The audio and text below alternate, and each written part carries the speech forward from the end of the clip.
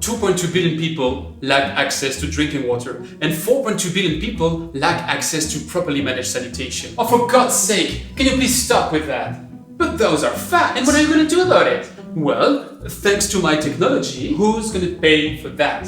Well, that's why I was doing this video. Now, let me handle that. Credits.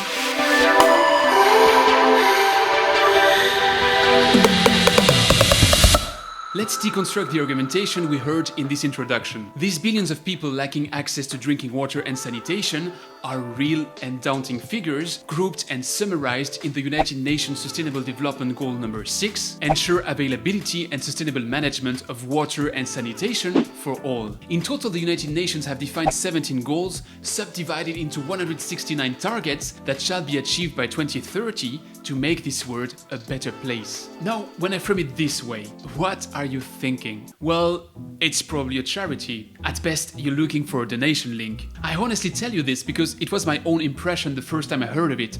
Tell me in the comments if it was any different for you. Then I read Alice Schmidt and Claudia Winkler's book, The Sustainability Puzzle, and I came across an incredible figure. I think it was the United Nations publishing it, and it says like the business opportunity fulfilling the 17 Sustainable Development Goals is this $12 trillion. $12 trillion per year from 2030 on, by achieving only some of the UN SDGs. Now we are not talking of a charity anymore, we are talking of 10% of the world's economy. So I investigated a bit further and I read the UN Business and Sustainable Development Commission's valuing the SDG price. The report highlights how reaching 60 of the 169 targets will create 380 million jobs, of which 90% will be in developing countries. By the way, we will not only create $12 trillion of value for the private sector, but also address armed conflicts, obesity and climate change, which additionally impact about 1/3 of the global economy. Not bad, right?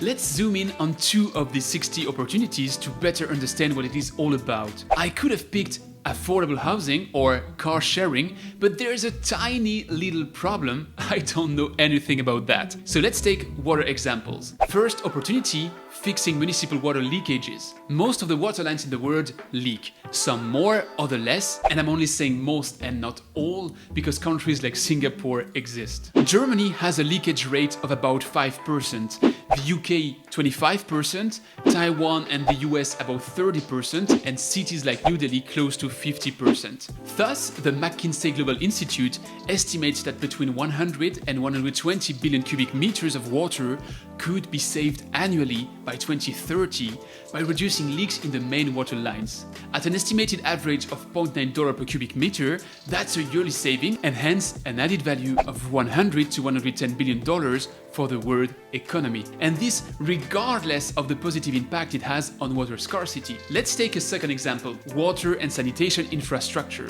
Increasing urbanization has created additional pressures on already lacking water and sanitation infrastructure, especially in the developing world. Worldwide, 830 million people live in slums or informal settlements scattered around cities. But what would happen if we provided water and sanitation for all? Well, we would drastically reduce waterborne diseases such as cholera and salmonellosis. We would also decrease malnutrition and many respiratory-based infections like malaria. And what happens if you improve the overall health? Well, first you spend less on healthcare, then you reduce mortality, and finally you gain productivity as fewer people are too sick to work. Talking of productivity, when people have water at their tap, they also reduce their round-trip needs to the nearest water source, gaining them another 20 to 60 minutes per day.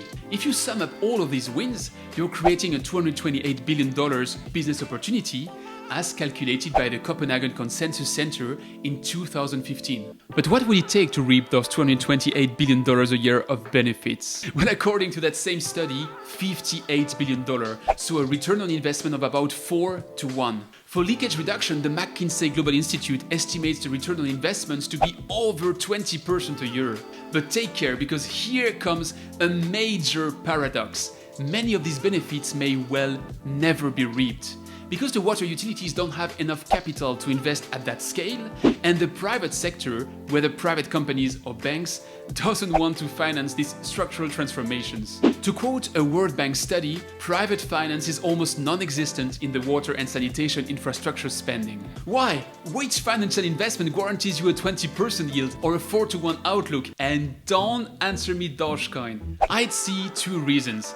First, there's something that disrupts a bit the theoretical models we've just unveiled, and it's the negative externalities. If we take only food, fossil fuels, and even more relevant to our examples, water, the world spends about $1 trillion a year to subsidize those basic resources. That means that for the better and the worst, there is a price distortion on these fundamental bricks of most of our economy. Take agriculture, which uses about 70% of the world's water. From a raw business perspective, it provides a pretty low return on investment of about 5%. This means that the incentive to invest in modernizing agriculture is quite low.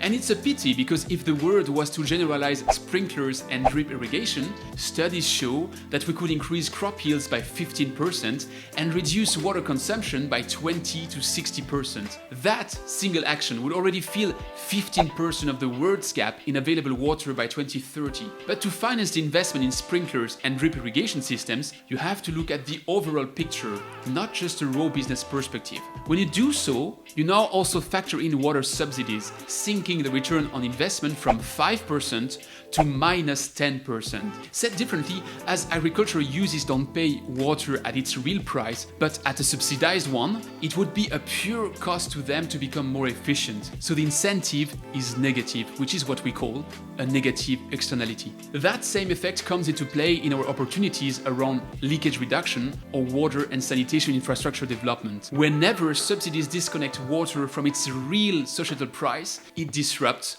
the sustainable equation. I don't want to bore everyone out here, so if you'd like me to explore further the question of the right price of water, please come tell me in the comments. The second reason the private sector is reluctant to invest in water in particular and sustainable development in general is partly a consequence of the latter. A 2017 World Bank and UNICEF study showed that only 15% of utilities match their operational expenditures or generate a cash excess, which also means that 85% only reach break-even.